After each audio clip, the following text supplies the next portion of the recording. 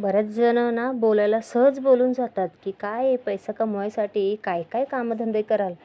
पण खरं सांगू का, ही माझी कला आहे, माझी आवड आहे आणि ही कला जपण्यासाठी सुद्धा एक अंगामध्ये आपल्याकडे कला असावी लागते आणि त्यासाठी मेहनत पण तेवढीच घ्यावी लागते. तर माझं काम तर तुम्हाला माहिती आहे. मग जसं की हे दुकानातलं शिवणकला असेल किंवा जे मी घरातून केकची ऑर्डर घेते ते काम असेल, कुठलंही काम असू दे, मी ते मन लावूनच करते.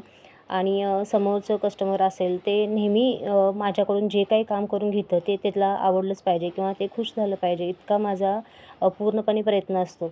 मग त्यासाठी मला कितीही धडपड करावी लागली तरी चालेल. मग मी ते मागं पुढे बघत नाही अजिबात. लोकांना बोलायला सहज वाटतं, की काय आहे नुसतं पैसा पैसा करतात. पण खरं सांगू का, पैशाशिवाय आजकाल चालतं तरी काय हो? आणि एकट्याच्या जीवावर घर नाही चालत ना. मग आपल्याकडे जर एखादी कला दिलेली आहे तर ती कला जपायला काय हरकत आहे? आणि जर आपल्याला समोरून तेवढा प्रतिसाद चांगला भेटतोय तर दोन्ही कामं मी आवडीने करते आणि ते करायला सुद्धा पाहिजे. तर तुम्हाला काय वाटतं?